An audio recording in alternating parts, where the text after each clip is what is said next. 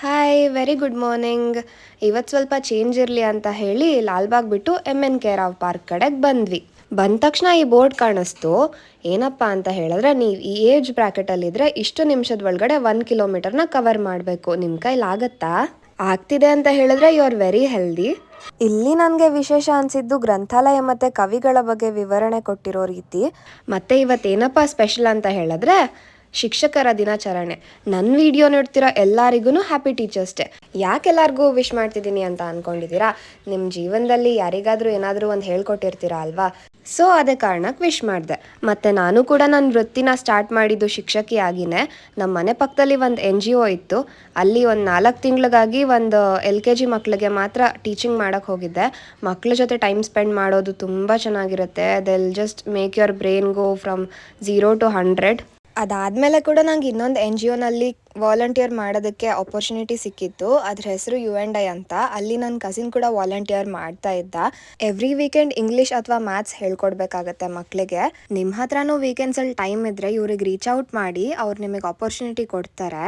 ಹಾಗೆ ನಾವು ವಾಕಿಂಗ್ ಮಾಡ್ತಿರುವಾಗ ಇಲ್ಲಿ ಕ್ರಿಕೆಟ್ ಆಡೋರನ್ನ ನೋಡಿದ್ವಿ, ಬ್ಯಾಡ್ಮಿಂಟನ್ ಆಡೋರನ್ನ ನೋಡಿದ್ವಿ. ಇವರನ್ನೆಲ್ಲ ನೋಡ್ತಾ ಇದ್ರೆ ನಮಗೂ ದಿನ ವಾಕಿಂಗ್ ಮಾಡಬೇಕು ಅಂತ ಮೋಟಿವೇಶನ್ ಬರ್ತಾ ಇದೆ. ಮತ್ತು ಇಲ್ಲಿ ಲಾಫಿಂಗ್ ಎಕ್ಸಸೈಸ್ ಮಾಡೋರನ್ನ ನೋಡ್ತಾ ನಿಂತಿದ್ವಿ ಅಂತ ಹೇಳಿ ಅವ್ರು ನಮ್ಮನ್ನು ಇನ್ವೈಟ್ ಮಾಡಿ ನಮ್ಮ ಕೈಲೂ ಎಕ್ಸಸೈಸ್ನ ಮಾಡಿಸಿದ್ರು. ಇನ್ಮೇಲೆ ದಿನ ನಮ್ಮನ್ನು ಜಾಯ್ನ್ ಆಗಿ ಅಂತ ಕೂಡ ಇನ್ವೈಟ್ ಮಾಡಿದ್ದಾರೆ.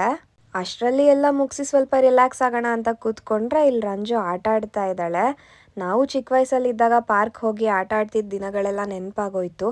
ನಿಮ್ಮನೆಯಲ್ಲೂ ಮಕ್ಕಳಿದ್ರೆ ಅವ್ರನ್ನೂ ಆಚೆ ಕರ್ಕೊಂಡು ಹೋಗಿ ಸ್ವಲ್ಪ ಸ್ಕ್ರೀನ್ ಟೈಮ್ ಕಡಿಮೆ ಮಾಡಿ ಈ ಥರ ಆಟ ಆಡ್ಸಿದ್ರೆ ಅವ್ರಿಗೂ ತುಂಬ ಲೈವ್ಲಿ ಫೀಲ್ ಆಗುತ್ತೆ. ಆಲ್ಸೋ ವಾಕಿಂಗ್ ಮಾಡುವಾಗ ತುಂಬ ಹುಷಾರಾಗಿರಿ. ಇವಾಗ ಮಳೆಗಾಲ ಆಗಿರೋದ್ರಿಂದ ಹಾವುಗಳು ಅದ್ರ ಜಾಗದಿಂದ ಆಚೆ ಬರ್ತವೆ.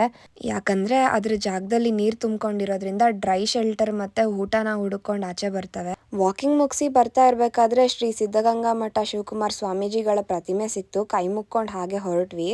ಆವಾಗ ನಾವು ಈ ಅಂಗಡಿಗಳನ್ನ ನೋಡಿದ್ವಿ. ತುಂಬ ಫ್ರೆಶ್ ಆಗಿರೋ ಹಣ್ಣುಗಳನ್ನ ಸ್ಟೋರ್ ಮಾಡಿದ್ರು. ನೀವು ಕೂಡ ಬಂದು ತೊಗೊಬೋದು. ಎಲ್ಲ ವೆರೈಟಿ ಹಣ್ಣುಗಳು ಕೂಡ ಸಿಗ್ತಿದೆ ಇಲ್ಲಿ. ನೋಡೋದಕ್ಕೆ ಹೆಲ್ದಿ ಕೂಡ ಕಾಣಿಸ್ತಿದ್ದಾವೆ ಆ್ಯಂಡ್ ಯಾವಾಗಲೂ ಕೂಡ ಅವೈಲಬಲ್ ಇರುತ್ತೆ. ದಿನ ಫ್ರೂಟ್ಸ್ನ ತಿಂತಾ ಇದ್ರೆ ನಿಮ್ಮ ಬಾಡಿ ಹೈಡ್ರೇಟೆಡ್ ಇರುತ್ತೆ ಆ್ಯಂಡ್ ಇಮ್ಯುನಿಟಿ ಪವರ್ ಕೂಡ ಬೂಸ್ಟ್ ಆಗುತ್ತೆ. It is a very good source of fibre as well. Vitamins ಮತ್ತು ಆ್ಯಂಟಿ ಆಕ್ಸಿಡೆಂಟ್ಸ್ ಕೂಡ ಇನ್ಕ್ರೀಸ್ ಆಗುತ್ತೆ. ಅಂತೂ ಇಂತೂ ಮನೆಗೆ ಬಂದಾಗ ಅಮ್ಮ ಪುಳಿಯೋಗರೆ ಮಾಡಿದರು. ತಿಂಡಿ ತಿಂದ್ಕೊಂಡು ಆಫೀಸ್ ಕಡೆಗೆ ಹೊರಟೆ.